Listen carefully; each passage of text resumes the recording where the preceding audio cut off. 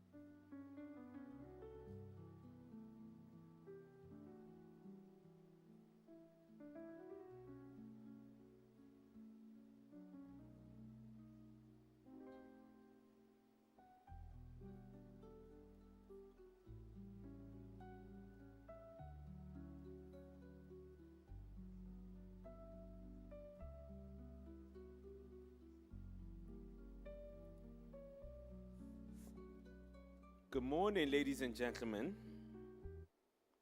Good morning. Thank you so much. Once again, welcome back to day 4 of the 2024 Sadc Sustainable Energy Week. I believe it's been a jam-packed week of exchange and insights, dialogues, and I'm hoping some agreements that have come to fruition. Ladies and gentlemen, for this session, just in case, I know there's been questions for clarity, this is the main plenary session in Tordilo Suite. This will be the session, Just Energy Transition Dialogue with the Global Network of Regional Sustainable Energy Centers, GenSec. And the discussion is the role of regional and inter-regional cooperation. That is the session that we are about to start. There is another session that is taking place at the Okavango, which is a breakaway session around green hydrogen. So just for clarity, if you need to know where you need to be, and I trust that my colleague Giselle, that side, is communicating the same thing. So those who are lost to that session will then come back. With that being said, ladies and gentlemen, for the sakes of time also, kindly allow me to introduce the moderator of this session. He is an industrial development expert at GenSec. He is the coordinator from UNIDO, Mr. Martin Lugmeyer. A huge round of applause, ladies and gentlemen, for Martin.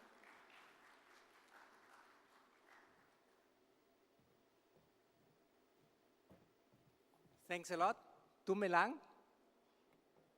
Good morning. Excellencies, ladies and gentlemen, delegates, all protocols observed. It's a particular pleasure to speak here today and play the moderator for the initial segment of this energy transition dialogue with the Global Network of Regional Sustainable Energy Centers. I'm not alone here, so we are a team. We have all the centers coming from the different parts of Africa, from the Pacific Islands, from the Caribbean. I'm also here with my team at UNIDO. There's Noah Asinger, you will see them also here moderating part of the session, and Marinette Gailang, so they will also come to the stage a bit later. So first of all, I would like to express my sincere gratitude to the government of Botswana and also the Sadc Secretariat and SACRI for hosting us here. Also a great thanks to the other co-organizing partners like IRENA, the government of Austria, for making this wonderful event happen. And this event is also for us as a network, as we present us as a network of regional sustainable energy centers, a perfect opportunity to showcase you. Here is a network which can be used for partnerships and projects. I would like to say maybe a few words about UNIDO. So UNIDO is a specialized United Nations agency helping countries in the Global South in their pathways, to shape their pathways regarding inclusive and sustainable industrial development. So when we come in with energy for us is the lifeline of industry. Energy for us is the key enabler of industry, of low carbon industrialization, but also enhancing competitiveness, and also very important to diversify the economy towards higher added value manufacturing and servicing, which I understand the Sadc countries aspire here particularly. You want to go to higher value sectors which creating more local jobs and revenues. And energy, for that you need different quality and quantity of energy. So therefore our work on energy is mainly focused on mainstreaming renewables, resource and energy efficiency into industrial value chains. So this includes also hard-to-abate sectors like steel, cement, but also the building sector or the transport sector. But also in the smaller scale, also we focus on mainstreaming distributed renewables and energy efficiency solutions and business models into rural value chains, which I know are very important, particularly in the Sadc region, because the majority of people still work in agriculture and in agribusiness. So the work stream of distributed renewables, we have here also the off-grid conference, and climate resilient agriculture is a very important one. Another important focus of our energy work is helping to get companies off the ground in that sector. So it's about strengthening the capacities of the private sector, young entrepreneurs, women, youth. You heard today the wonderful statement of the minister who came here also to this event, now emphasizing we want to strive forward a green economy, and we want that the youth has a particular role in this green economy. And that is one focus of UNIDO, helping such countries in the clean tech sector to get off the ground, building the quality infrastructure which was needed. We hear sometimes that there's a lot of emphasis on this demand side, There's too much emphasis on the supply side, but I think it's the other way around. The problem is that very often there's a lot of emphasis creating demand for renewables, for energy efficiency, but in the end, there's not much support for young entrepreneurs to get active through acceleration support, through incubation support. So that is very important for us. Here I would like to refer also to the statement of your president. This was really an excellent statement. He said, we all are equal. And that is also true for the energy transition. A just energy transition must ensure that local value is created within the countries in terms of jobs, in terms of revenues. So he tapped there on a very important aspects. He said everything about this event, just energy transition. We are all equal. All countries need to benefit from the value chains of green economy and of these new clean energy solutions. And so in this sense, we say at UNIDO, we try as much as possible made in Africa for Africa. So now you might ask why UNIDO is involving in this establishing regional sustainable energy centers. Does it have so much to do with industry to work on those centers? Yes, it has. In the view of economics, it's very important because it's the regional trade, regional integration is a prerequisite also for developing an industry. You need a market for your products and services. The same counts for the clean energy products and services. You need a market. How you accelerate the market? You accelerate it through regional integration, through regional trade. So basically to harmonize this market for clean energy products and services is a very important one. But there was, when we started with this program 15 years ago, there was not really a technical capacity on regional level to harmonize those markets, to promote those markets, to give this hope to the clean energy companies, young entrepreneurs, youth to start being active in that sector. Because it's an emerging sector, like other emerging sectors, like digitalization, like the fourth industrial revolution. So that meant, that was the starting point to create these centers. And regional corridors, regional integration, we're here in a landlocked country, Botswana. I think everybody of you knows how important is it to be part of a regional market as you're landlocked and to get access to the international market through corridors, infrastructure corridors, or economic corridors. And that is also basically the spirit of the African Trade Agreement, basically to build up a harmonized African continental market for products and services. So the products stay within the region. So you trade more within the region, the value stays within the region. The same counts for clean energy products and services. It's not just about transmission lines, connecting countries by transmission lines and then you trade renewable energy. No, it's about products and service. Most of the value is created by products and services. Solar thermal, we heard a lot. Solar PV installations. We heard about assembling of electric mobility, assembling electric buses, two-wheelers market. Very interesting opportunity for young mechanics, for example, to get active in the sector. So basically, in this perspective, our support to the regional center was at the same time a support for creating a regional market for products and services. And this was the reason why for UNIDO, as industrial development organization, this is so important. So with that, I leave it now, and I will just hand over to our distinguished keynote speakers. So we have first Kuda. I leave it with the name Kuda because I think everybody knows you under this name. Is that fine? The Executive Director of Sadc. Thanks a lot.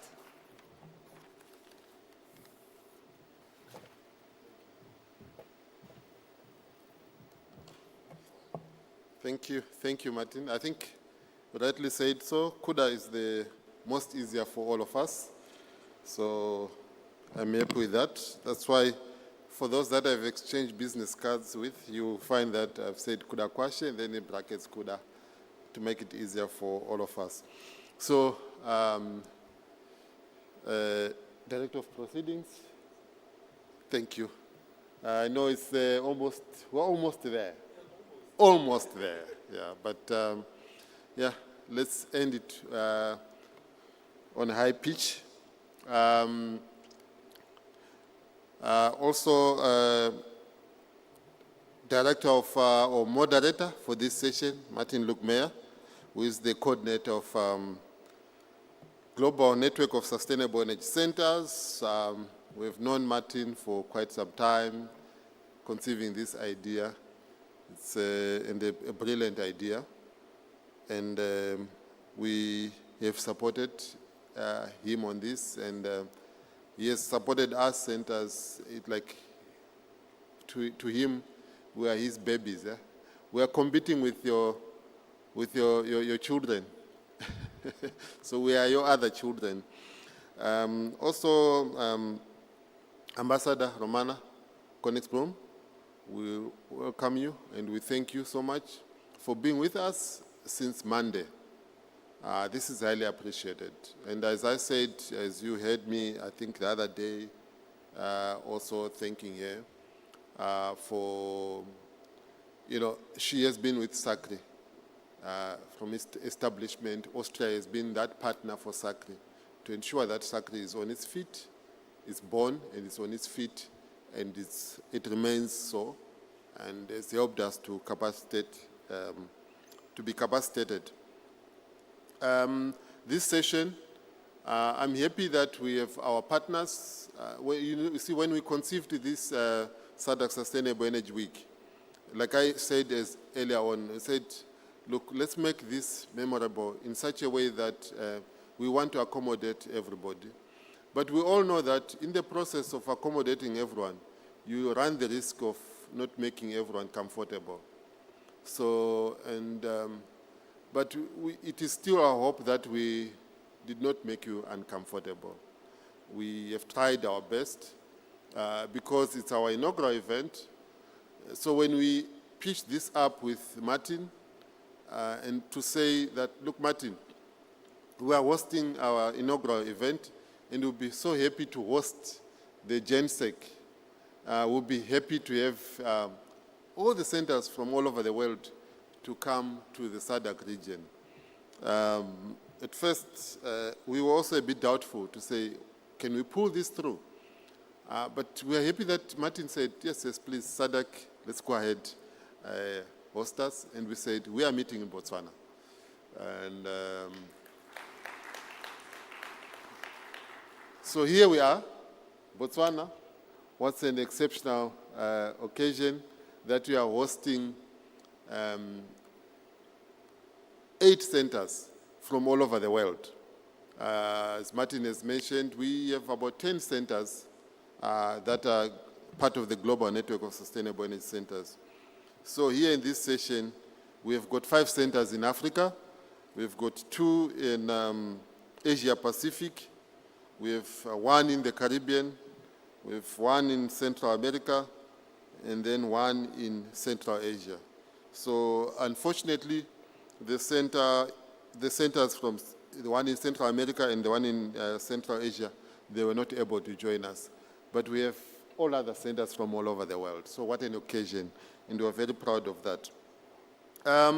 These centers, their establishment, in our view, it comes at the right moment. You know, they are supporting the South-South cooperation. We have our challenges as the countries in the South-South of the geopolitics. Most of our challenges are quite common. The issues around insecurity, the issues of seeking to industrialize.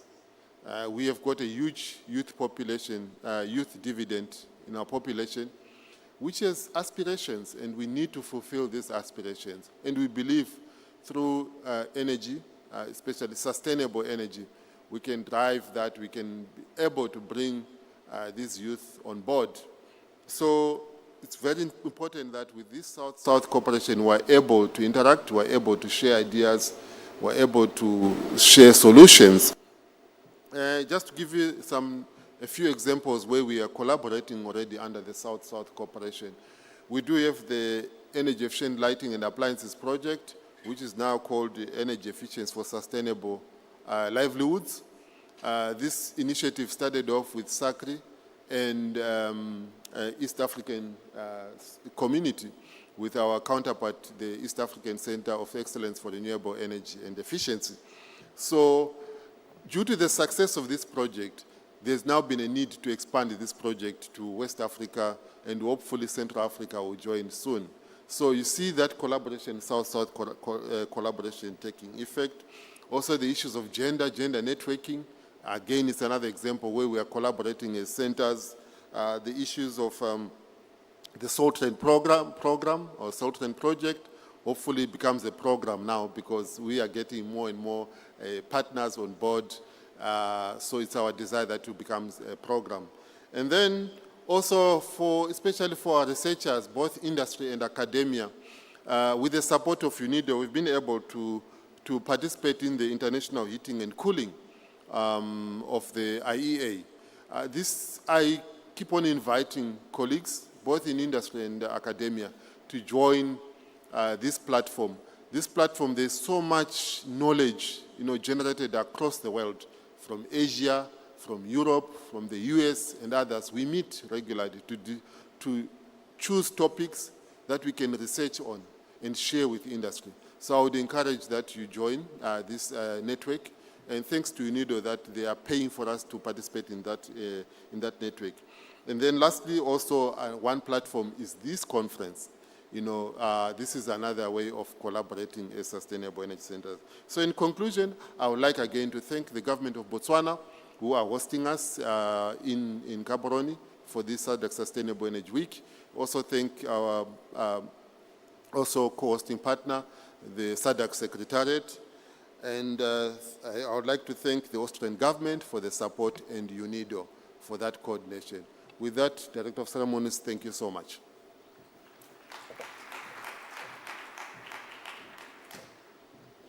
So we come now to the next speaker from Austria. At the same time, we want to say Kiale Bocha. Thank you to the government of Austria, who has been such a long supporter for institution building. It's not easy to get donors, international partners, which are really investing in long-term institution building. So really thank you for accompanying us in this journey with the regional sustainable energy centers, which continues, I understand. And I would like to ask Ambassador, Her Excellency Romana Königsbrunn to the stage. Thank you very much.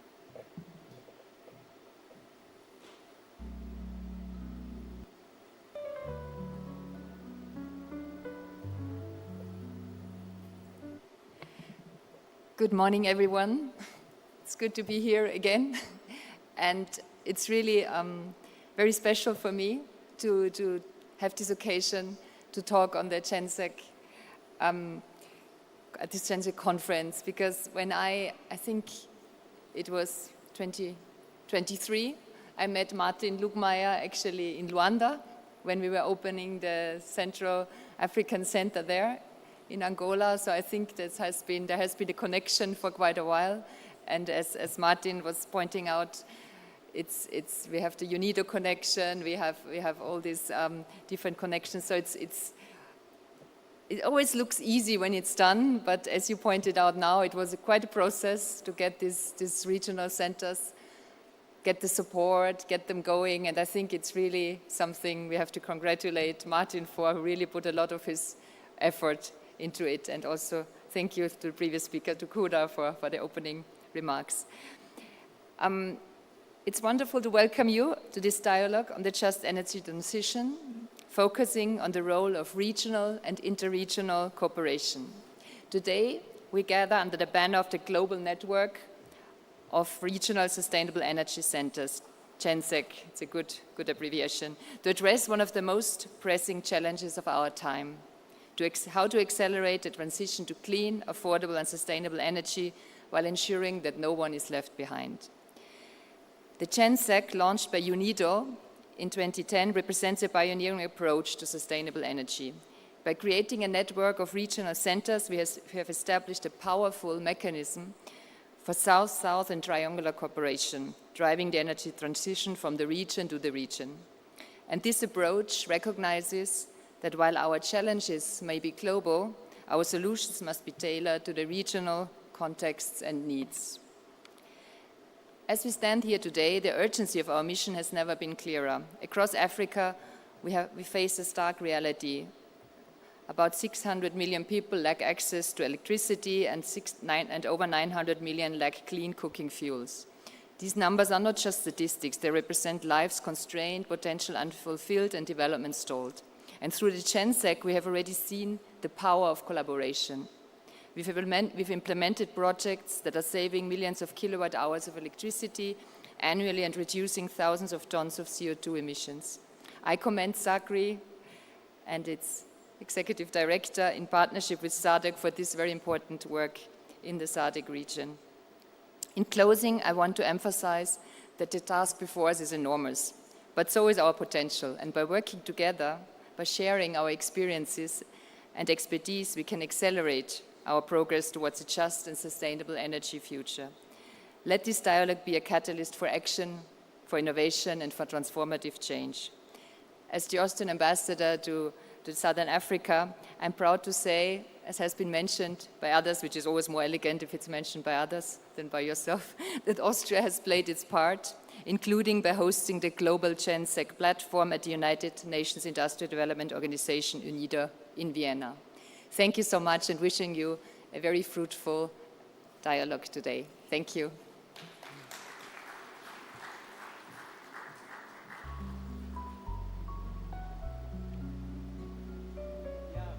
We're coming now just to a short presentation. We will also have a video, but just to show you maybe some facts about the Global Network of Regional Sustainable Energy Centers, I just would like to ask the technicians to put the presentation on.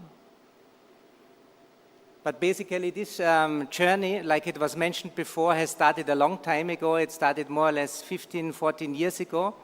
Basically it was 2008 when there was a huge energy crisis, as you know, due to the peaking of the oil prices, and that had really a severe impact on many economies in Africa. So during the time in ECOWAS, there was really an energy crisis. Some countries even were close to collapse, like Cape Verde, for example, which is an island state, and fully dependent on diesel generation. So suddenly the prices were skyrocketing. And during the time, the ECOWAS ministers of energy came together in Ouagadougou in Burkina Faso during that time, and they said, we have to change something urgently. We need to go off from the diesel track. We need to go off from the fossil fuel track.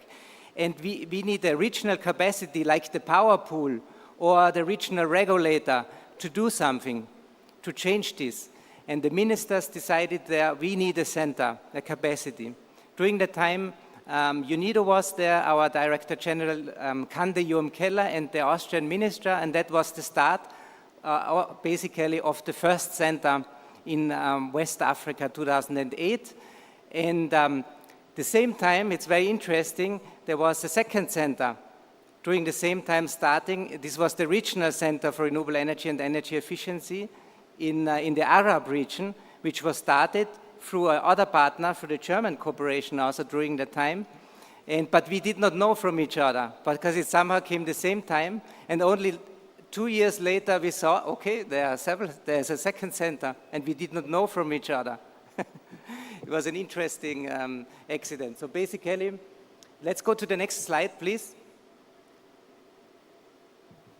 I have a, sorry. I need to, next. Perfect. So here you see the map, the GenSec map, basically. We're having now 10 centers, as it was already mentioned. One of the first centers was in ECOWAS, with the ECOWAS Commission. And then it was replicated, like mentioned by Kuda, and you see the African continent is very colorful, because each of the regions has now such a regional centers. So you can imagine, under the framework of the African Union, it's happening already, but in future, what you can do. The African Union is starting to create a common, harmonized market for electricity, starting to, as I mentioned before, a free trade agreement on products and services. So those centers can be central partners of that African Union aspiration for the harmonized electricity market, working closely with the power pools, with the regional regulators, with the national ministries on new programs and projects. And it's coming not from UNIDO. It's coming from the region for the region, and that is the important aspect, I think, of this network, from the region for the region. So your people from the region work for your energy transition pathway, and that looks very different if you do it from the region for the region, because you have your own idea, your own ways you want to do the energy transition. And these centers give you the platform. But we also have the centers in Latin America, Caribbean, and Asia Pacific. So basically this entire network covers more than 120 countries and territories, and more than 10 regions, so see more or less the entire Global South in the meantime. We also signed an agreement with OLADE, the Latin American Energy Organization, to cover the South American region.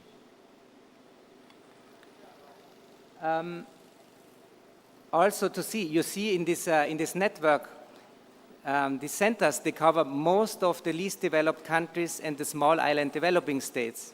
So really most of them. That means also you can do targeted programs across the regions to work on joint issues and solutions which are very similar in the regions usually. Or in the small island states, what Pacific is doing currently, planning on ocean energy, on promoting electric mobility. The Caribbean does the same. And we can learn so much from each other through those regional centers, facilitated through those regional centers. Now going up. I'm trying. Digitalization. No, sorry. So now those centers, they have a very nice harmonization as they were created basically on a similar methodology.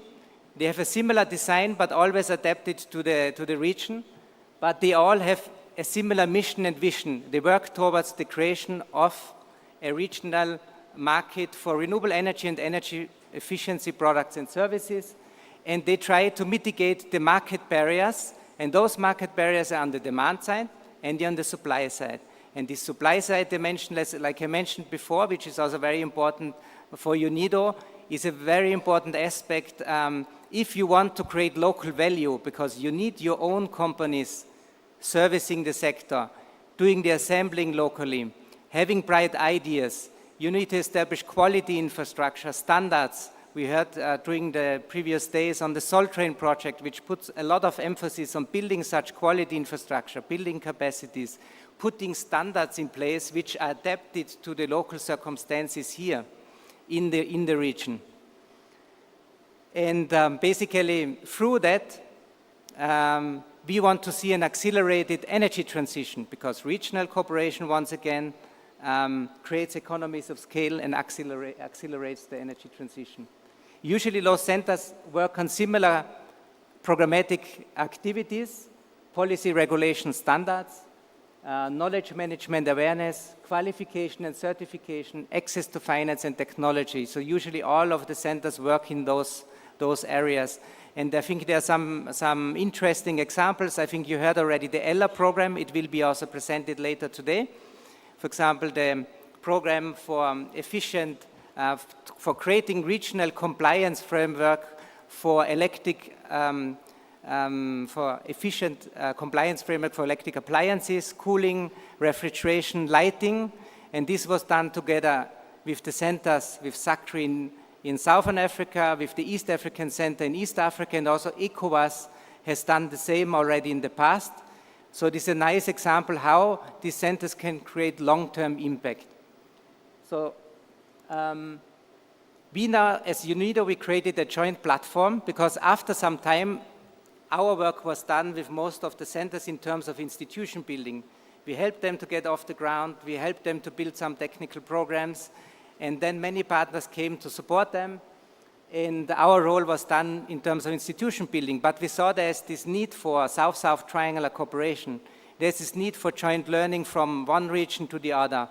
How you address electric mobility market development on regional level in Southern Africa. How we can do it in ECOWAS, what you're doing already.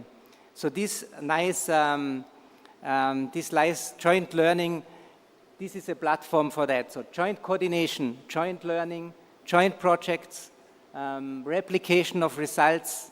For example, if you have a new artificial intelligence, I think it was several times mentioned here today, artificial intelligence integration into the energy is a new topic.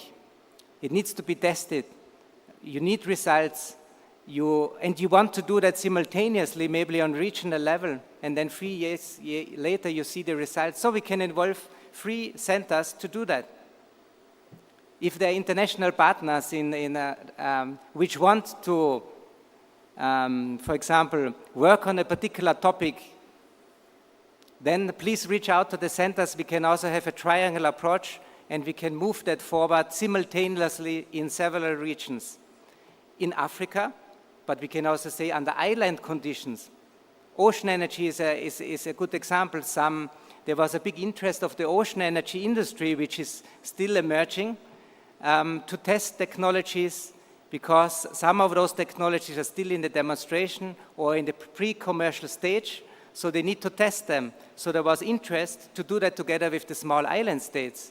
So in the Pacific, in the Caribbean, there was interest by the centers, so basically we can move that out for a South-South triangular cooperation approach.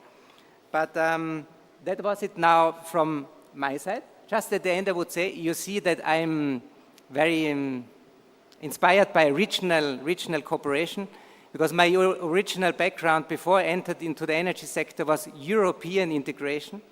So basically I'm inspired by when countries work together, and I think it's very important in the world we're living today that we work together and we believe in multilateralism.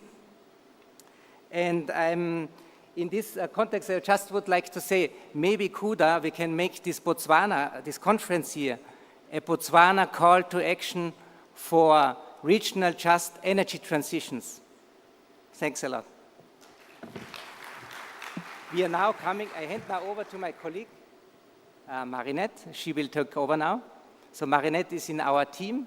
She deals with several issues like the media network communication. So what you see about the GenSec is her work. You see she's also involved in the gender network, because within the GenSec also we have gender and youth networks.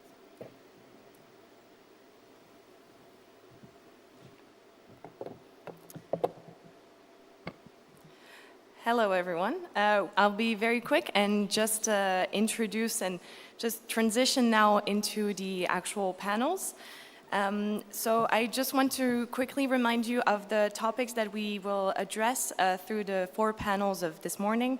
So in the first part, we will be focusing more so on Africa, and we believe you'll have here very strong, concrete examples of South-South triangular cooperation. Just as Martin explained, we're very passionate about it, so I think this is an excellent reminder of what it can do.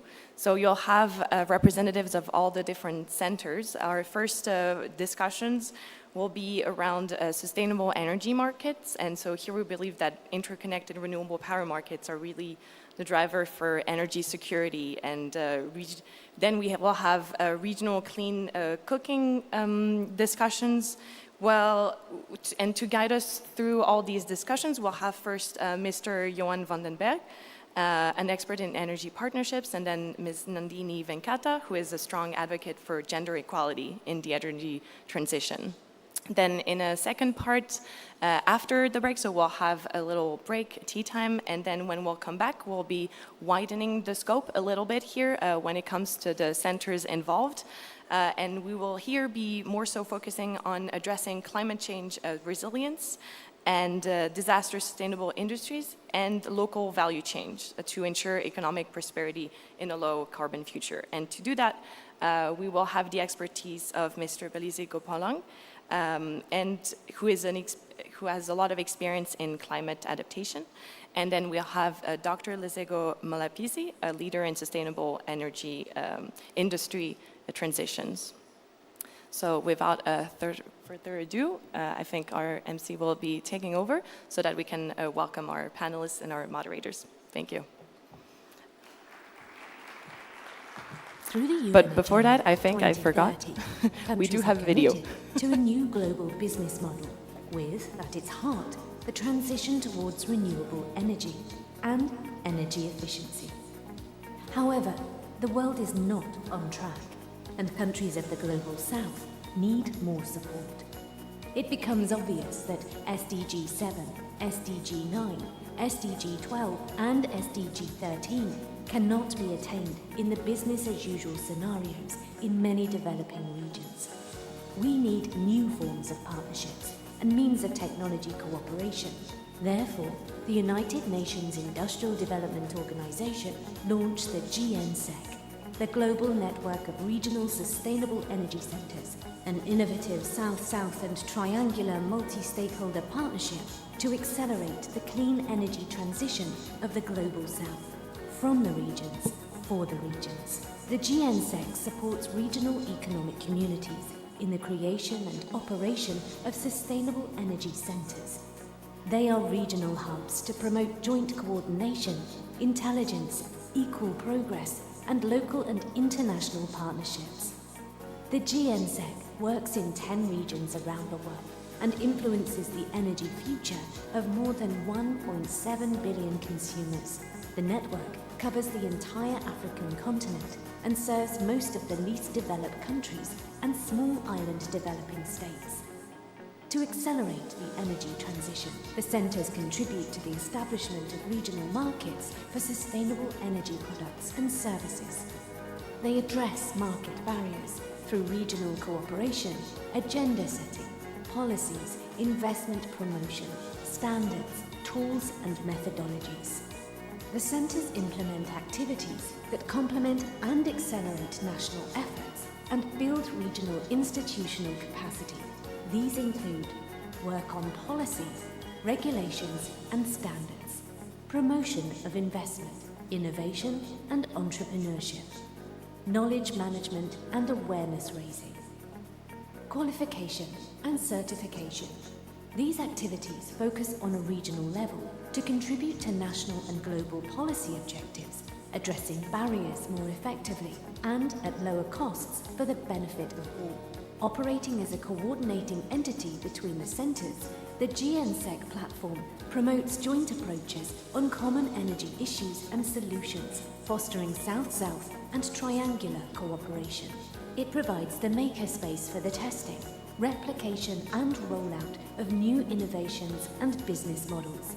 The platform facilitates joint coordination, learning, projects, fundraising, events, campaigns, tools, knowledge sharing.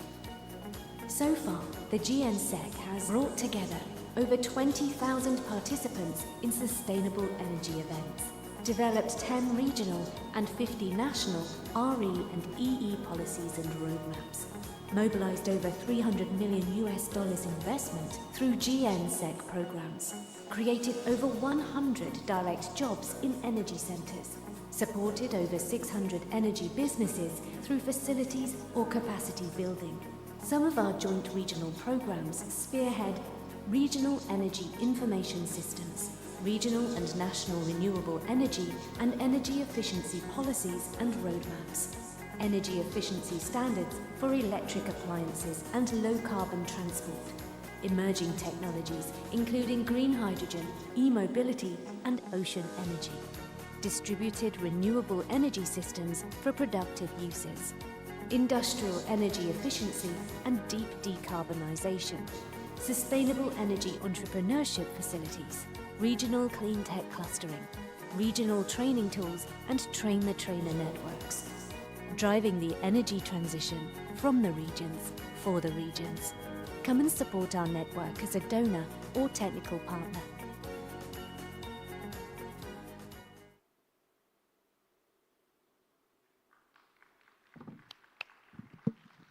Martin? Martin, I was just saying, would you just like to wrap it up and then we can then move to the next session, or is that okay? Okay, that's all right? Okay, no problem at all. Thank you very much. UNIDO and GenSec, a huge round of applause for them. And as Martin just highlighted, we will be... Okay, there we go. I think I'm a lot more audible on this microphone. So thank you so much. We'll be moving to our next session, which is Africa Roundtable. The topic is Intra-Regional Renewable Power Trade as a driver for competitiveness, low carbon industry and energy security. I think it will be quite an interesting discussion here. And to come and moderate this session, kindly let's welcome Mr. Johan van den Berg from the Global Energy Transformation Program, JET-Pro. A huge round of applause for Johan. Oh, there he is. So Johan will be leading this session. I think he will give us a few words before we start. Let's give him a round of applause once more again.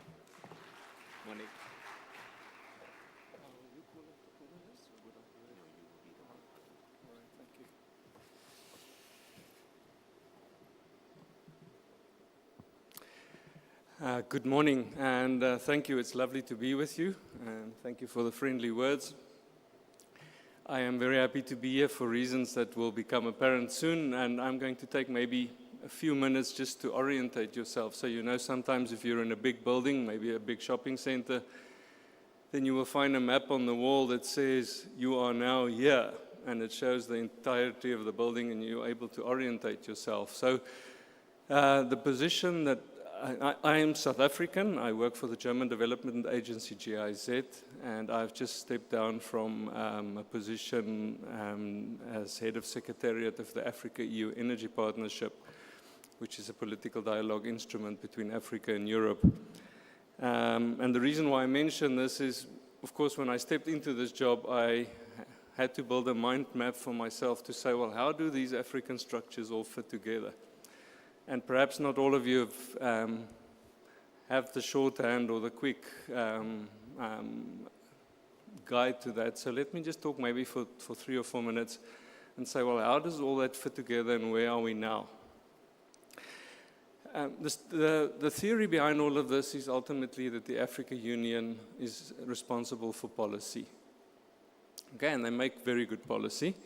And then there's something called the Africa Union Development Agency, out on NEPAD, which is responsible for the execution of this policy, which is the executing arm of the long-term African development plan called Agenda 2063. But Africa is a big country. Africa is, as George Bush said, is a big country. Africa is a big continent, and we have to say, well, how does this filter down ultimately to local level? So, in between the Africa Union and the member states are the regions. So, you know, there are many regional economic communities in Africa, but at a political level there are 5, and they are in the north, in the south, in the east, in the west, and in the central region.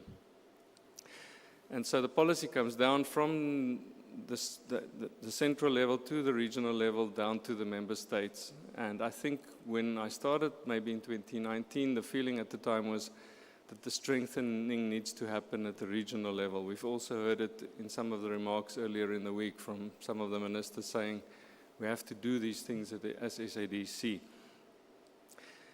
And then within each of these regions, there needs to be a champion for sustainable energy. And this is what Martin has just told us about. So somebody with very good foresight some years ago said, well, let's start to create this.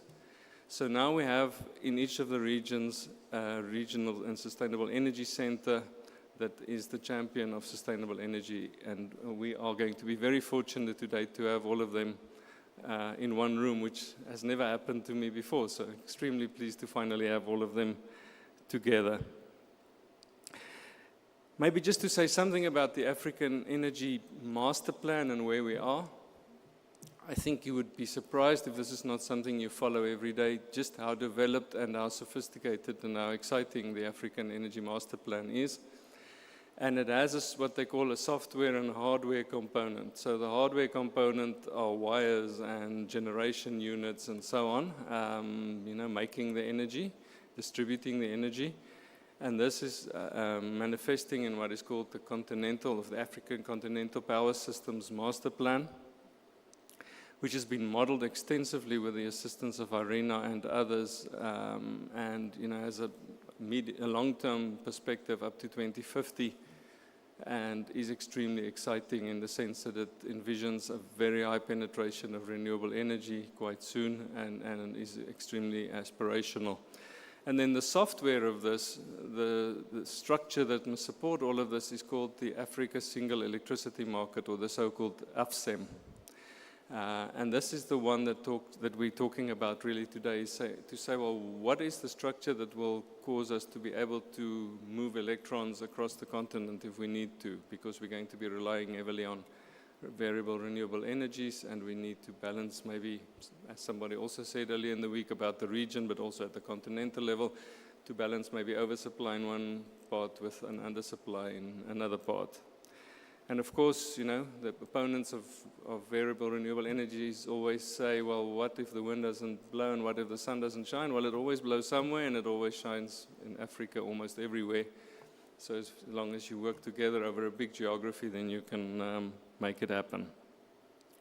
A last remark before I call up the panelists is to say, also very pleased, Kuda, that there's a long relationship going back with SACRI to maybe 2017 or so, if I remember. And just to show what a strong regional sustainable energy center can do, and look at what we have around us, tremendously well-attended conference with incredible political support at a very, very high level. And this is in a short 7 or 8 or 9 years that SACRI has achieved this. So, to Unido and to Ada, thank you very much for the foresight that you showed all those years ago and for the persistence and perseverance in making it happen. I think it's been remarkable. I'd now like to call the panelists to join me. So first, from the Southern African Power Pool, Mr. Wilson Masango, can you please join me? Then from the Recre Center in Cairo, Ms. Fatuma Hanin, can you please come up?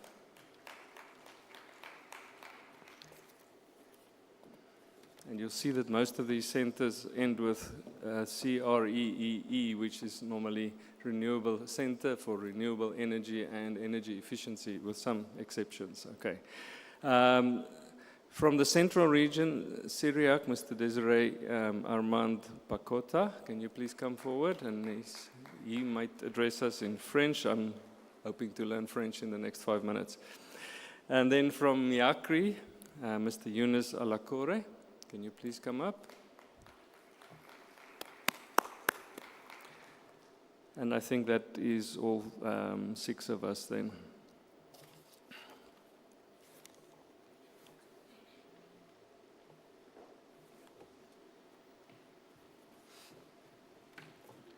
As they do settle down, Johan, there should be a microphone for you just next to you. Please do check. Is that coming on? Lovely. And then all our panelists, you should have a microphone just next to you. Okay, you can hear me okay, right? Over Yeah, to you, sir. all right. Welcome to the panelists. Lovely to see you all together.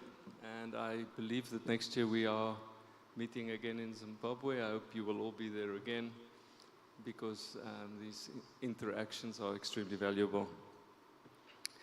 So our session, they will, I think, be joining you also for another panel, but for the part that I'm responsible, which we will take maybe 35 minutes or so for, is regional and intra-regional renewable energy markets is a driver for industry competitiveness and energy security. And what I forgot to say just now is that the AFSEM, the Africa Single Electricity Market, and the Continental Master Plan have been ratified by the African Union, by all the ministers. So this is African policy.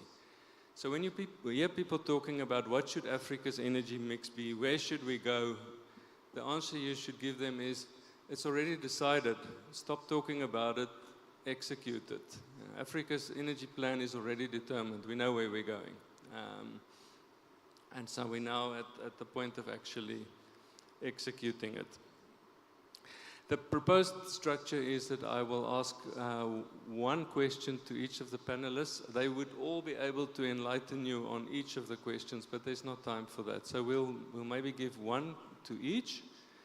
We will have a round where we can respond and hopefully get some responses also from the audience or some questions, and then move on to the next. So we have 5 mini discussions, and yeah, please participate, and we will see how we make the best of the time. Of course, Kuda has been very modest in giving SAP also a chair. I suspect he was thinking that we've seen him already this week. But this is excellent because SAP is I think, the world's biggest power pool. Not everybody knows that. I think it's probably by people. And a flourishing entity. So I would like to ask Wilson, does SAP believe in and get excited by the vision of a single African electricity market with high penetrations of renewable energy? Thank you very much, Johan, and very good morning, everyone. The simple answer to your question is yes. We are very much excited, and we do believe that there will be an African single electricity market one day. Just for those who do not know, SAPP is the power pool in the Southern African region. We are responsible for coordinating the operation, planning and operation of the interconnected grid, and we also operate the regional competitive market. We are a Sadc entity, and so we do align to the Sadc policies, of which one of them is the RESAP, which is the Renewable Energy and Energy Efficiency Strategy and Action Plan, where we are hoping to achieve a target, say, of around 30% renewable energy by 2030. And at SAP, we are doing everything possible to ensure that there is high penetration of renewable energy, but also interconnection with the other power poles. In terms of our targets as the SAP, we are hoping to double our trading in the markets by 2030, and we also assisting other sister power pools. Like you say, we're probably the biggest, but I think what's most important is that we are probably the first one. We are actually the first one to operate a competitive market. And when we talk of an African single electricity market, basically how we define it is the 5 regional power pools operating their own competitive markets, but then also coupling with one another in such a way that at some point we'll be able to then achieve that one African single electricity market. And so what SAP is doing is to ensure that we also help our sister power pools, to establish their own markets. We are happy that there is some progress that we are seeing, Eastern African power pool, as well as the WAP mainly. We are working with the EAPP towards interconnection. What we are doing as SAP to ensure that we are ready for that African single electricity market is we are already talking about these some market reforms that we want to do. This includes the bringing in new market developments. One of which is the renewable energy market or the green market, where renewable energy can compete with one another. We are also looking at financial electricity markets, which should help incentivize the development of renewable generation energy projects. And above that, we also have what we call the Project Advisory Unit, which is meant to accelerate the development of transmission projects, as well as what we call the Regional Infrastructure, Regional Transmission Infrastructure Financing Facility, RTIF, which is meant to attract new finance, new investments, especially private capital, to come into the transmission space, because there can't be any AFSEM without the interconnectivity. And I mean, you touched on the Continental Power Master Plan, and we are working towards that to ensure that then everyone in the region is interconnected, starting with the countries that are not interconnected, Malawi, Angola, Tanzania, and then moving on to improve the network internally to enable more power interconnection. And just in closing, to say that the interconnection of Tanzania to the SAP will also lead to interconnection with the EAPP. So we are very much excited to that, and we believe that will be the first step actually towards the realizing of AFSEM. Thanks. Yeah, so I would like to maybe point to the elephant in the room, or that big skepticism that people would maybe have in the back of their minds and they would not want to say it, so I will say it.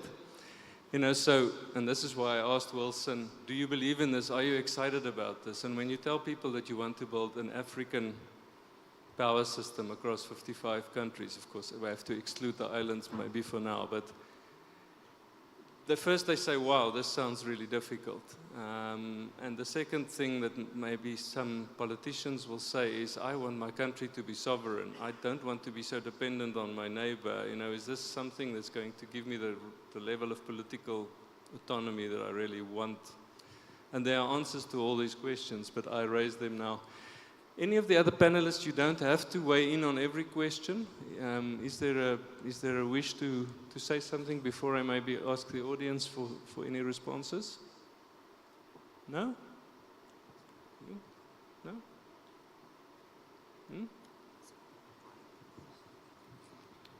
Are we not audible? Yeah. Oh, he would need a translator, so. Okay, maybe Johan, as he gets set up, we can maybe jump to the other questions. They just assisting them with the translation. All right. Sorry about that. Do we have time to go to the audience for a moment? Yes. Yeah, you do, sure. You do, please. So, let's not wait until the end and then we either don't or do get to you. Is there a question? Yes, please. Thank you very much. Can you hear me? Okay. My name is Simon Gertz from the German Embassy here in Gaborone. I was wondering whether Wilson Masanga can elaborate a bit more on the green markets and the incentives you are setting for that and the trade of the green energy within the region. Thank you. Could you hear that? Elaborate a little bit on the green markets, and then we didn't hear you. Yeah, and the trade of green energy within the region. Yeah. Thank you. Okay. I think so the question is on the green market. Everybody has the translated, just saying everybody has the translated technology next to them, so if maybe somebody is asking a question in a different language, then you can always hop onto the technology. All right, over to you, Johan. All right, so what we are looking at in terms of the green energy market is a situation whereby, let's talk about the day-ahead market. I'm hoping that everyone is familiar with the competitive markets. So at SAP, we have the day-ahead market as the main market, which is basically where the buyers and sellers are able to compete for power, trade power for the day ahead, for the following day.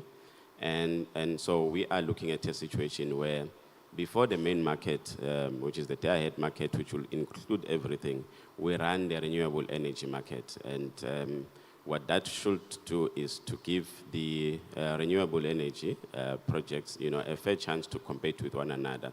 And we are hoping that will also help in terms of, what we've seen in other developed markets, whereby because of the increased renewable energy market, renewable energy generation, and we know that sometimes those generators, they come in when the demand is actually not too high. And that has led to, the market having oversupply and prices going to even negative. So just to make sure that, you give a chance to the renewable energy to come in, compete with one another, and then the others can come in, those that are dispatchable. And I think that should be able to give us a fair, realization or price recovery. I hope I was audible now.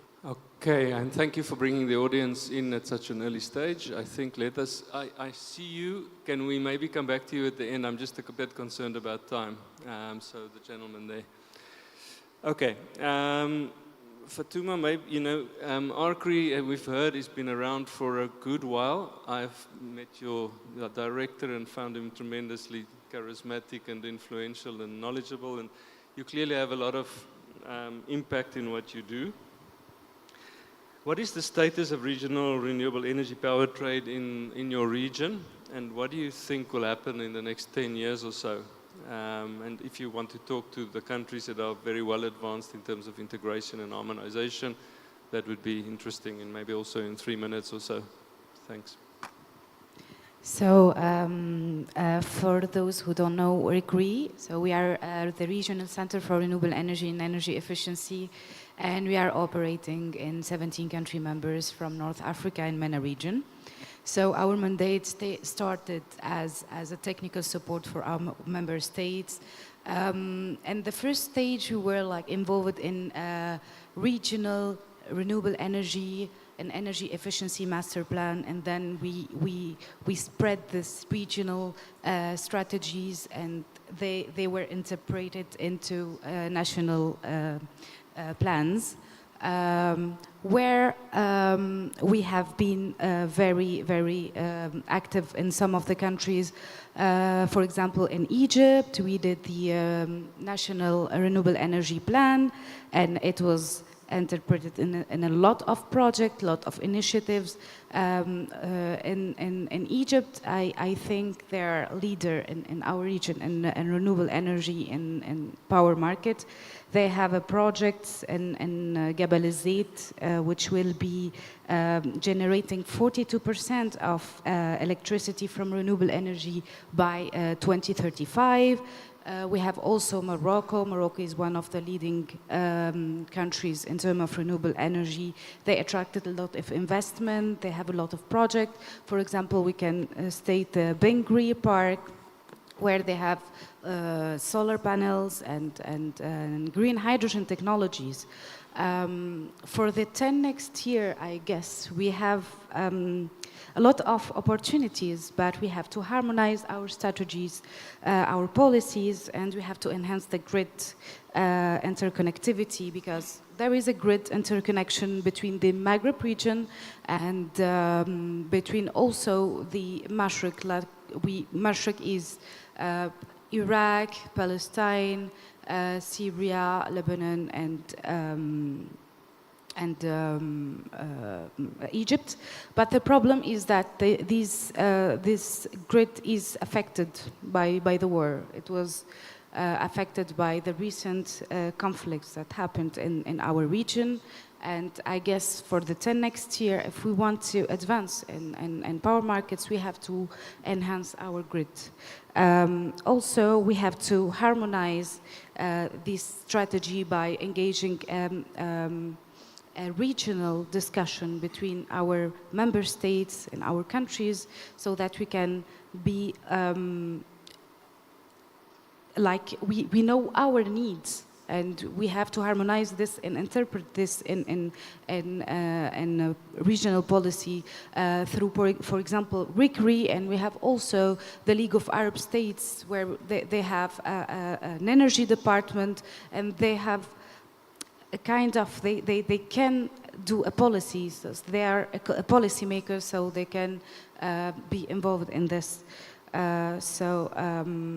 For the countries who are leading the power markets in the region, as I said, it's Egypt, because they have like engaged cross-border energy trade discussion, Morocco by engaging in strategic projects, and in Tunisia through the initiatives like Tunisia Solar Plan. So that's it, if you have any question. Yeah, I think one of the thing that immediately caused my attention was the grid point. You know, so everywhere we need more wires, we need it over long distances, and we need it also to densify. Let me maybe ask the audience, any clarifications on the North African region and Middle Eastern region? Not now? Okay, it's also good because we have to move a little bit on the time. Then I'm going to go to ECRI, the other very mature center. Very influential in West Africa. So the question is, you know, sustainable energy has progressed very well in West Africa, but what can we do additionally to integrate markets, and what is getting in the way in terms of bottlenecks? Elayo, if you can tell us, please. Thank you very much. Big greetings from West Africa. In the ECOWAS region, as Madhwali said, we established the ECOWAS Center for Renewable Energy and Efficiency, and basically to promote sustainable markets in West Africa. For those who don't know, we have worked closely in terms of policy regulatory frameworks, capacity building, knowledge management, and of course, very importantly, investment promotion.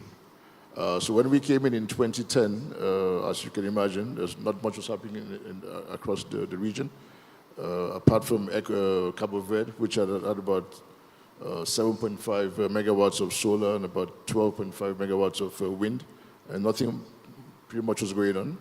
And what we did was to, first of all, mobilize the region in terms of getting everybody behind a vision. So with support of UNIDO and the European Union, we developed the ECOWAS renewable energy policy with ambitious targets. We agreed that by 2020, we will increase the share of renewables to 10% by 2020 and 19% by 2030. In terms of the gigawatts, that's about 2.4 gigawatts by 2020 and 7.6 gigawatts by 2030. Currently, if you look at what's going on in the region, we have about 900 megawatts of solar installed and a little below 200 megawatts of wind already. So we're approaching the 1 gigawatts of new renewables. I want to exclude large hydro in this discussion. So if you look at that, we are still a long way from meeting. We didn't meet the 2020 targets, and we're a long way from attaining the 7.6 gigawatts by 2030. We have less than 5 years to go, so a lot of work still needs to be done. In terms of the electricity market, we also said we should, also in collaboration with ARENA, we developed the WACEC, the West African Energy Corridor, and this was to accelerate the uptake of renewables, to develop large-scale renewable energy corridors and projects in wind, solar, biomass, and hydro. In terms of the work that has to be done, or the bottlenecks, as you already noted, tens of millions of dollars have been spent on studies. We have fantastic master plans. And I think the critical thing, as you already said, is to implement the master plan. In terms of the ECOWAS master plan for generation, transmission, and distribution, we are making slow progress in the implementation, but I must say that we are, there's significant delays in terms of the implementation of the master plan. What ECRI has done is to ensure that in that master plan, renewable energy is considered. So large power plants have already been included, and studies have been done. Auction, the tender process also taking place. But we do see that we need to actually ensure that the green infrastructure is in place. I think the critical thing, as you all know, money talks, the investment that's required. These are significant investments are required for investments, both in generation and in transmission and grid infrastructure. So I think those are the key bottleneck that I see. And of course, the regional market is still not fully functional, not fully at the level that it should be. We're still not as advanced as the SAP, obviously.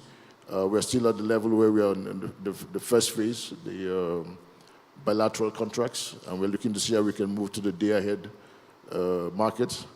But as you also know, the members of the pool, the utilities are dominated by national utilities, who are also undergoing their own financial difficulties, the credit worthiness of these utilities.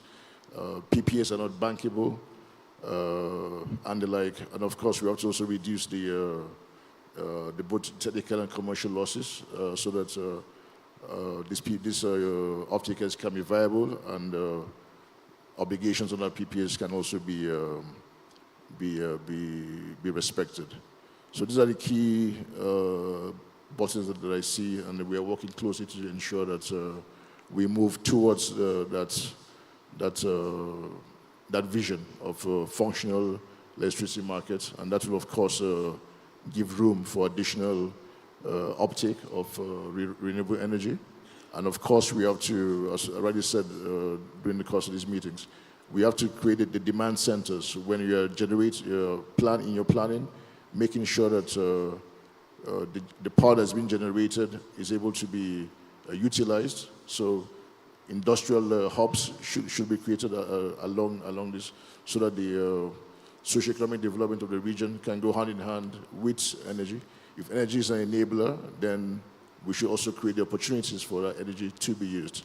I see also the fact that there's a lot of suppressed demand. So really the region has the potential not just to be to generate, but also be a consumer of huge amounts of energy. So we are working closely with partners and stakeholders to ensure that the regional electricity market is up and running as soon as possible. The ICC has already been in place. The Information and Coordination Center is already in place to coordinate the regional electricity trade. So ECRI is working closely with WAP and the regional regulators to ensure that we are able to de-risk projects and bring in the investment that's required for us to meet the targets by 2030. Thank you very much. Yeah, thank you. So, I think two threads there are very interesting. So the first is in terms of the pioneering work that SAP is doing, that there's the possibility to cross-fertilize or pollinate and learn from each other. So this is very interesting. The other one being that, of course, I've spoken about the African master plan, but that's at a very high or very low resolution. We know in Africa, more or less in these regions, more or less this has to happen in terms of solar, geothermal, wind, and other sources. But this must still be brought down to master plans at a regional level, and ultimately then it must filter down into member states. So, your master plan is going to be extremely important. Okay, any burning question from the audience? Yes, please, sir. You can choose between your old question and the new one. Thank you. No, it's the original question there. And you mentioned it, and a couple of speakers have made similar reference to the fact that we have done a lot of the studies. We sort of have the master plans in place. We have the sketches. I know in the Southern African Power Pool, a lot of work has been done, and we've got the quite sophisticated and well-functioning market with some other market mechanisms thought to be introduced, as was introduced by Mr. Deva the other day. The question I have is, what is being done? We seem to be holding back in conferences like this. What is being done right now to switch from the talking about the plans and what should be done to talking about decisive action that will deliver on the plans that we know need to be done, and the work and the studies and the technical and feasibility, pre-feasibility, sometimes almost bankable studies that have been done. What is being done to shift that gear? And I'm challenging that from the panelists and from the floor, those here, to shift gears into that mode. Specifically, let's say, for example, in Southern African Power Pool, I think we tiptoe around our sovereign sort of sensitivities and how are we going to do this line from here to South Africa or up to DRC, and how are we going to negotiate between governments. And maybe we're not asking the bold questions that, okay, can we build a company like in the Gulf states that is anchored by some high credit rated sovereign nation, let's say Botswana or South Africa or some private group that anchors a privately run enterprise and does the necessary diplomacy to get a new company created that builds the infrastructure and fast. Because if we keep going at the pace of each government's tender process and the horse trading that goes on with that within each country and everything, I'll say we're not getting anywhere, and we won't get anywhere. I hear your call for urgency and action. I think our closing question will speak to it, and if not fully answered, I will maybe just address it in my final words. Okay. Okay, so I would like to move on to our next speaker, who will be responding in French, and my apologies, but that's a language I'm still working on. So if I can invite those who are not fluent in French to get your headset ready. I will put my question still in English to Desiree. The Central region has massive renewable energy potential, but lacks the interconnected grid to fully exploit it. Please tell us about some of your potential projects and whether you think grid expansion between regions is an important enabler for a regional but also a continental energy market. Merci. Donc, je m'appelle Désiré Nemazagwa. Désiré Nemazagwa. I'm a director of Energy CIC, the Central African Economic Region. I'm the director of the Center for Central Africa that is based in Rwanda. So I'm still I'm the interim director. Thank you for your question. CIC is a community that is based in Libreville that includes 11 member states that has more than 300 million for population. So, like you said, it's a region of paradox in the area of energy, especially for electric energy. Half of the population doesn't have access to electricity, and this shows a lot of discrepancy in rural area compared to urban areas. In urban area, we speak about like 70% of penetration. In the rural area, it's about 15. We have a lot of projects. We have about 50 projects, two types of projects. We have projects for integration of priority. These are the projects for infrastructure, the project of transmission for high voltage that between two countries, and also the project for lower voltage between villages and all that. So we have about 50 projects. We organized the Conference of Head of States in October, and it was validated. We established 15 priority projects. From these 15 priority projects, and from these projects, we have what we this project we call PIDA project. So I'm going to give you one of the projects that is of regional nature that was developed with the help of African Development Bank in Gabon. That is the hydroelectric plant of Boe.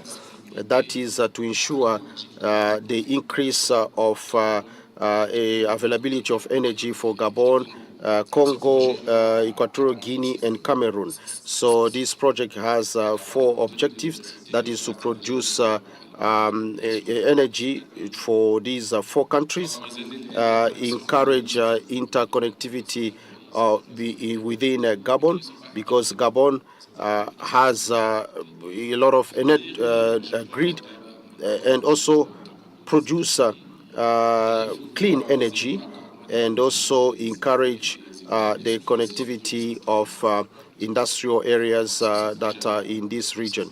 So this project was going to produce 700 megawatt, and all the feasibility studies have been done, and also the environmental impact study has already been carried out. We now have to do a bidding process, and so this project is going to cost around 200 million euros, and this project has an objective of reinforcing regional cooperation, and because if we build this project, it's going to interconnect 6 countries. It's going to connect with another project that is at the border between Cameroon and Congo, and another project that is on the Central Republic of Central Africa and DRC, and with this interconnectivity, it's going to go all the way to DRC. So to answer of the question, you can see that this project costs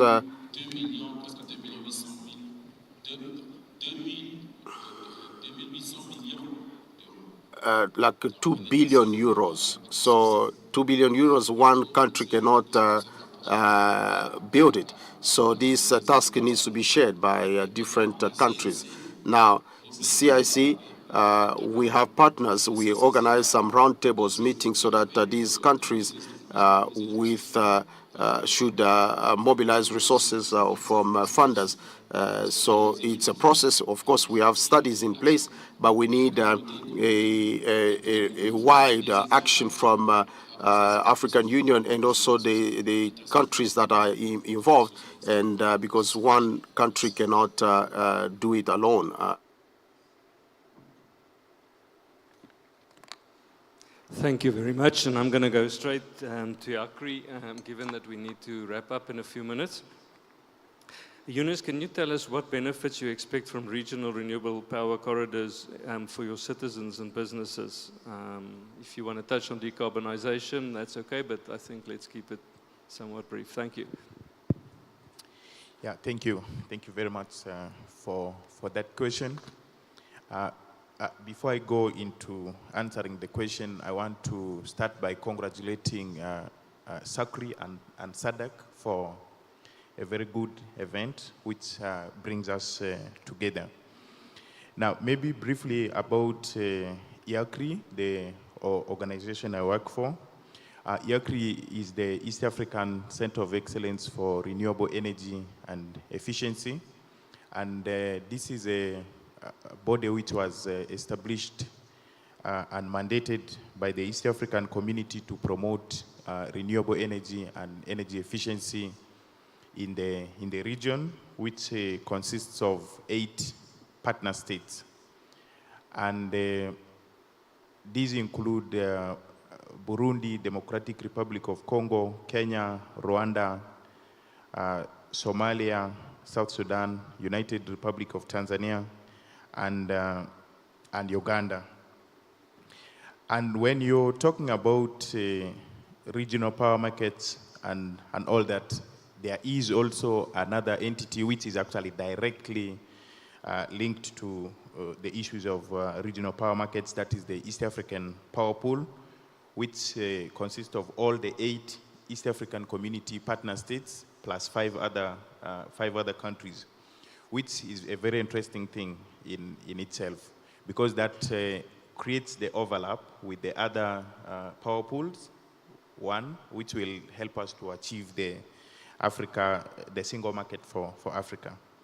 Now, coming back to the question of the benefit of a good regional market to the businesses, to the people in the regions, I would like to respond to this question by making reference to the SDG 7, and which says that we ensure that everyone has access, 1, to affordable, 2, to reliable, 3, to sustainable, and 4, to modern energy.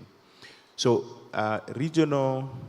building the regional energy markets can help to unlock all these 4 aspects of the Sustainable Development Goal 7. Now, let's look at the part of sustainable energy. One, the East African community, or even the Eastern Africa, has huge potential for renewable energy, which is untapped. Kenya alone, Kenya and Ethiopia have more than 10 gigawatts of geothermal, and the entire Africa has 15, so you can already see there. Somalia has the biggest offshore wind power potential in the entire Africa. Last time we heard from the minister from Democratic Republic of Congo. Congo alone has 100 gigawatts of hydropower. Why am I mentioning these 3 resources? It's because these are renewable resources, and they are also renewable energy resources which can provide the base load, which is a very important aspect. But when you tap into these technologies and install the power plants, the question is, can those countries use all the power? Definitely the answer is no at the moment, at least in the foreseeable future. Then this is where the issue of selling the power to the other countries in the region and beyond the region comes in. So regional power markets can help to unlock the renewable energy potential of the countries. That is one point. Then the second benefit is the aspect of affordability, building affordability for businesses, for people, and for other entities in the region. When most of these agreements for power generation, the way they are structured is in a way that if I generate power, if you don't use it, you pay me for it. And that impacts on the affordability. But if the countries can't use it within, what can they do? They can't sell to their neighbors. And the more power you sell, the better the affordability. And that means the cost of energy, when we use the regional markets, the cost of energy to the homes and to the businesses and to the industries will go down through the regional markets. Then the issue of reliability. When you're talking about developing regional markets, one, that means you have to take power to the border point for it to cross to the other country or to cross to another region. And what does that mean? That means you have to put transmission lines up to the border points. That is one. Two, you have to strengthen the existing transmission lines. And when you strengthen the existing transmission line, that improves the reliability of the power supply systems. Then another aspect of how regional markets are linked to reliability is that when you generate the power and you're able to sell it all out, this balances supply and demand. This helps to weed out issues of frequency challenges, which sometimes can come up. Maybe to sum up my submission, the World Bank has estimated that the regional markets, electricity markets in the Eastern African power pool, actually in the next 10 years, the economic benefit can add up to $8 billion. And we have been spending a lot of time talking about money not being there, but this is the potential it can unlock in economic terms. Thank you. Thank you. So my last question I am going to pose, but maybe leave with the panelists, and they could potentially answer it at the end of the following session if they wish to, because I think we've run a little bit out of time. But I would maybe just answer then the gentleman's question who was put so eloquently and with such passion. You know, what's being done, there's not really time to elaborate, but let me say that a tremendous amount is being done, and you know, in all the circles that I move, absolutely the focus is on execution. Of course, you know, building that capacity is difficult, but a huge amount of work is being done, and I'd be happy to discuss that bilaterally if you wish. So I'd like to thank the panelists and leave you with a question, and also in the audience, what is the one thing you would like to tell governments about how we can accelerate? We don't have the time now to go through, but maybe at the end of your next session, if you have a burning wish to tell us, then I think maybe there will be time.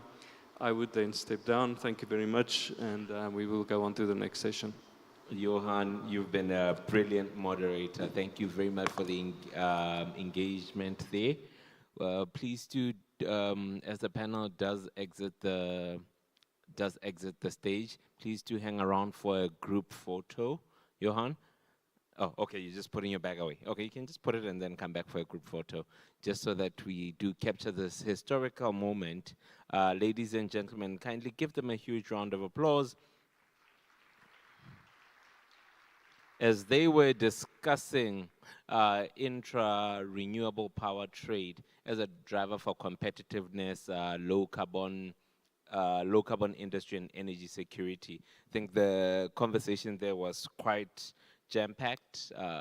Everybody sharing their experience, how far they are, what has taken place in that region, and what we can learn from it.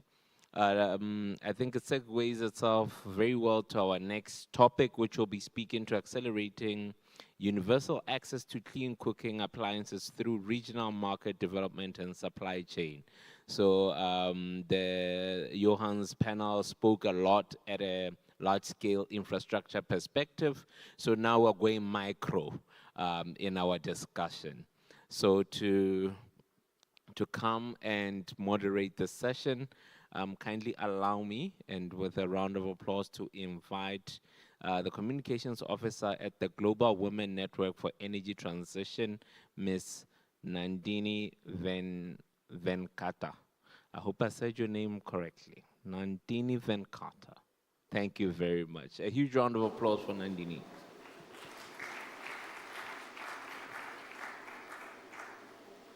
Thank you, everyone. Is this on?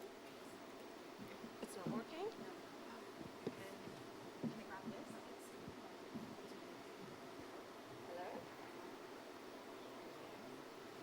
Hello? Hello, hello. Oh, perfect. Okay. I'll get to the side.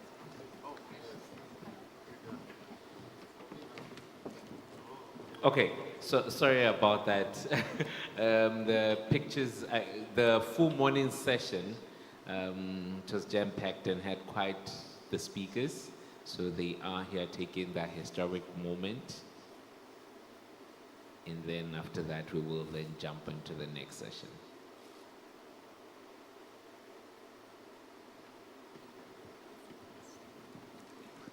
Thank you so much. Thank you, my dear panelists. Thank you, my speakers. You may offline from the stage and go and take your seats as we prepare for the next session.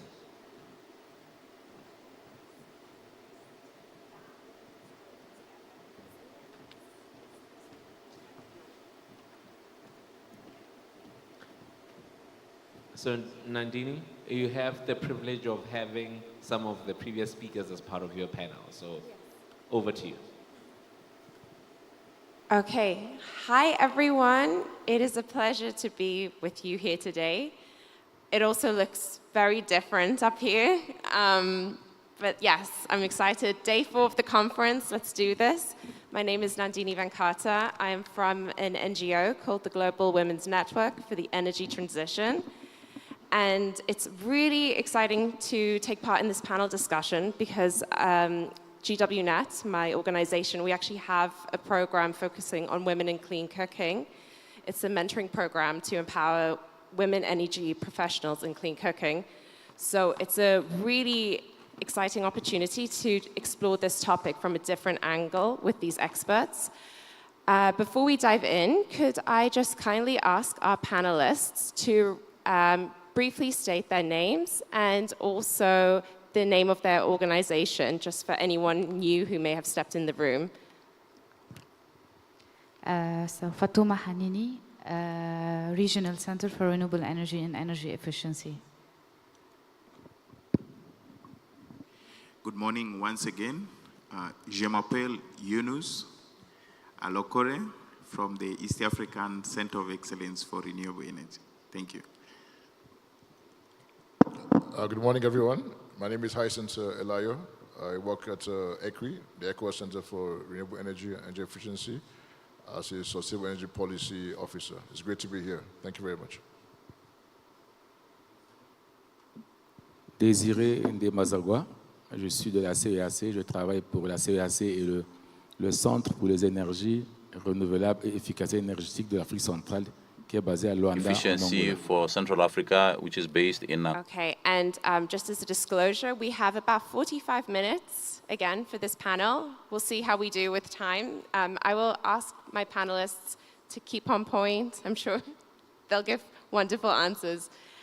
So this panel is dedicated to clean cooking without borders. In other words, how can we accelerate access to clean cooking through regional market creation and also supply chains? And before diving into all of this, Fatuma, could you give us a bit of background on the situation in sub-Saharan Africa? How many people lack access to clean cooking? What are the consequences of this phenomenon? We have 17 country members, and 5 of them are from sub-Saharan Africa. Access to clean cooking remain critical in all our region, especially in sub-Saharan Africa, where about 600 million people don't have access to clean cooking. And this is really critical because they are still relying on biomass fuel, and it's a very environmental-like degradation for all these countries, and it causes also socio-economic challenges. For example, if we talk about Mauritania, we have 45% lack in access to clean energy. In Sudan, there is around 17.5 million that don't have access to clean cooking. In Djibouti and Somalia, there are 90% of people still relying on biomass fuel on cooking. And this is very alarming because the problem here is that not only we don't have the awareness on what is clean cooking in our region, but there is also a lack of data. If we consider that most of our countries don't have clear data about clean cooking, don't have the knowledge of the clean cooking, also there is a problem of affordability. These countries, in general, they're less developed countries, so household doesn't have the affordability to access to clean cooking technologies. So in our center, we are trying to make like some awareness raising across our countries in sub-Saharan Africa and North Africa also.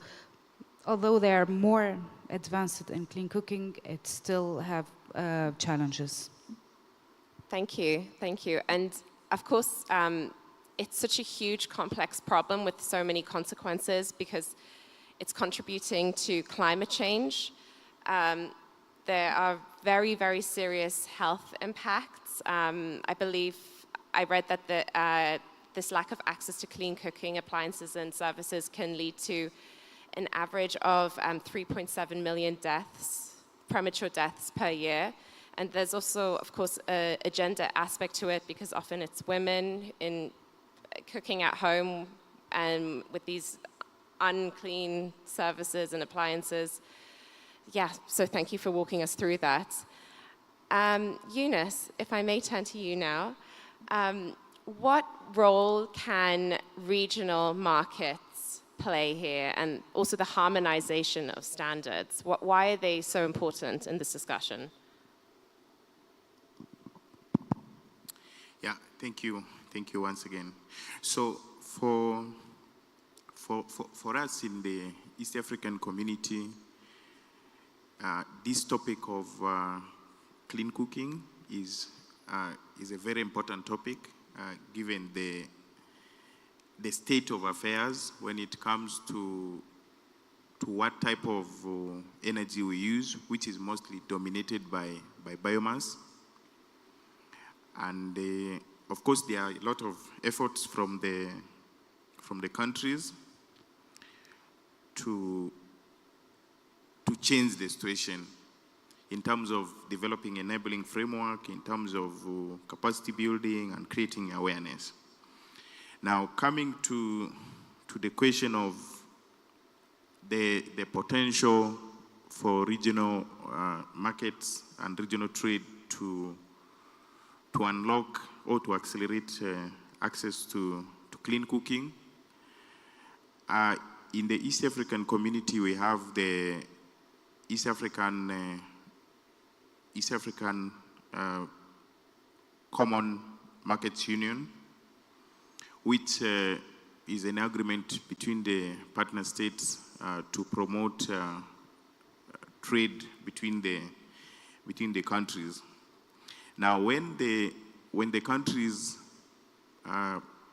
trade at regional level and they have these kind of platforms, one, it removes the barriers to trade and barriers to movement of goods and services across. And what that means is, since the countries are different levels, countries where the technical skills already built, where the availability of the equipment or the technologies is already ahead of others, this movement can happen. Then two, the harmonization of standards and the general regional trade when it comes to clean cooking, it aggregates the market. Yeah, because if you have single standard, let's say for electric cooking appliances in a block which has 8 countries, the market stops being a small market of one country, but a bigger market. And this has an impact on whether even you can attract investors in the area of clean cooking, because some of the investors are interested in markets which are bigger than the national markets. Then the third point I would like to raise here is that when you harmonize standards, or when you look at the regional market in terms of clean cooking, this helps to maximize synergies between countries.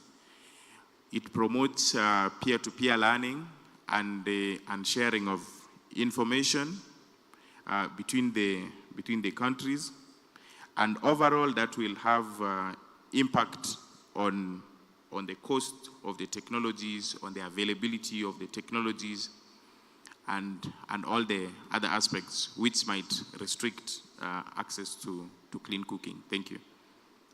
Thank you, Eunice. So I've been informed that actually we have to wrap up in 10 minutes. The good news is that coffee will be available in 10 minutes, and we definitely need coffee to fuel our day. So in the interest of time, I'd love to jump to Elayo.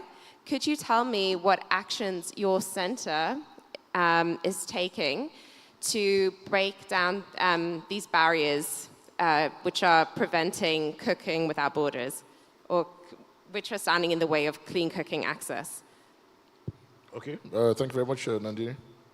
For ECRI and for ECOWAS, we've developed a number of initiatives to promote clean cooking and to address these specific barriers.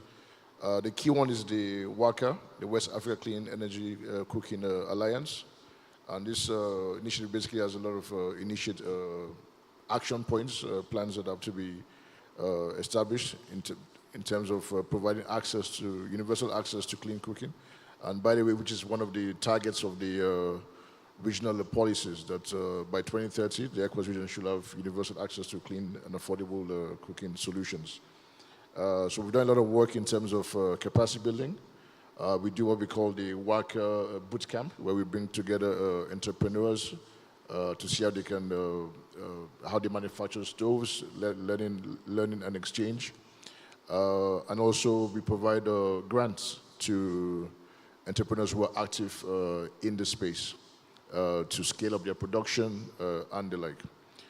Currently, we're also working with the European Union on a new program. It's called the RECAWA, and basically aims to also accelerate efficient supply chains for the clean cooking sector. But what we see increasingly, obviously, and I think that to be the theme across the board, access to finance is a key impediment or barrier to actually deploying these stoves and fuels to communities. ECRI has received several fantastic business plans from entrepreneurs who are looking to expand production, and not just for national markets, but also looking at how they can cut across several countries across the region. Take case of like the Manu River Union, Liberia, Sierra Leone, Guinea, Cote d'Ivoire. So we have champions in this regard, and what we would like to see increasingly is to see how we can provide them with financing, so they can they can set up these production facilities. We tried an experiment once where we provided a grant to a microfinance institution, and they were able to provide a credit line to clients who are looking for both household stoves and also institutional stoves. And that model, I think, worked well. And I think the idea would be for us to scale up such interventions. And what we've done recently also was to establish a $75 million facility, and which will provide both grants and concessionary financing to entrepreneurs. And one of the critical windows for that funding facility, obviously, is clean cooking. So that's some of the ways that we're trying to see how we can get beyond beyond soft activities to actually mobilizing and empowering these entrepreneurs to do what they know how to do best, to produce stoves and get them to communities that need them. Thank you. Thank you for that, Elayo. And could I pose the same question to Mr. Desiree, please? So could you let us know what actions your regional center is taking to reduce the barriers to clean cooking access?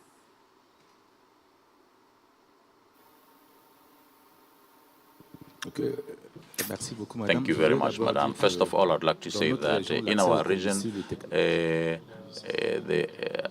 we are 29%.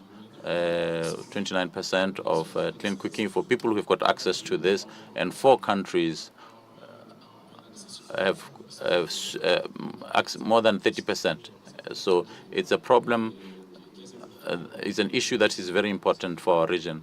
You see that we've just established a center for renewable energy.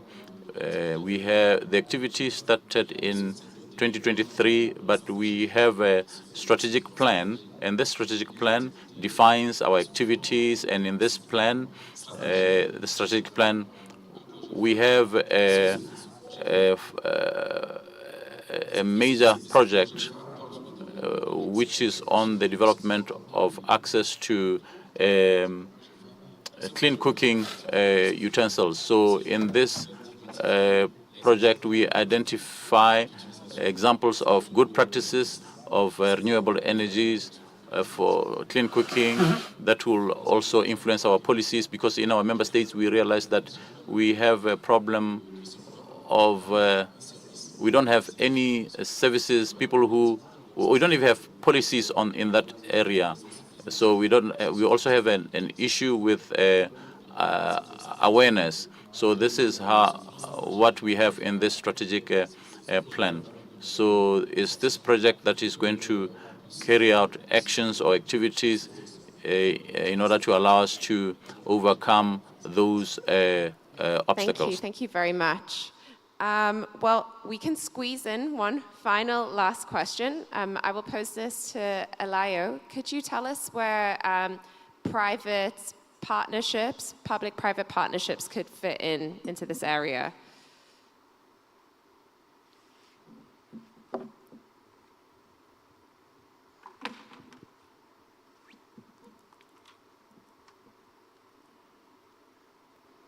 Okay, thank you very much.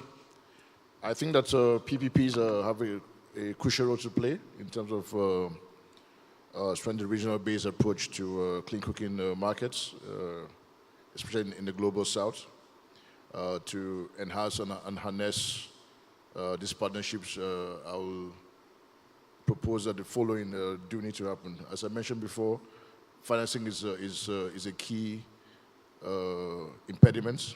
We need to put in place financing mechanisms that address this challenge, especially blended finance facilities that combine both public grants and able to bring in private investments as well. Partnerships between North and South, and also how we can bring in the innovation, research, to see exactly what kind of solutions that are indigenous to the communities and will best address the challenge as well. Regional market development is also important. As I mentioned, people are looking to see how they can expand their products and services within the countries, and as well as looking at the regional market as well. Capacity building and knowledge sharing is also very important. Looking at also the partnership between the finance institutions, microfinance institutions as well, putting in place pay-as-you-go models to accelerate, to make clean cooking solutions affordable to low-income households as well is very important. I think also from the government side, we need to put in place the enabling environment, tax incentives, to ensure that people who want to get into the space in terms of manufacturing are able to do that with less hassle. So streamline the approval process, access to subsidies and incentives to incentivize the private sector to establish manufacturing hubs for clean cooking and the like. So these are, I think, one key things I think we really need to look into and ensure that they're in place so that really these stoves can be readily available, can be deployed at scale. Thank you very much. Thank you. Thank you for listening and joining us, and thank you very much to our panelists. We succeeded in finishing right on the dot, so thank you for your concise, very on-point answers. And with that, I wrap it up. Thank you so much. You were quite concise, straight to the point. Under accelerating universal access to clean cooking appliances through regional market development and supply chains. Thank you very much. Let's give them a round of applause. I know it's a bit of a repeat panel, but can we get a photo up for this panel, please? And then, ladies and gentlemen, we will be going for coffee. So please use this time to further interact, engage. Nandini, you and your panel can take your picture before we do exit.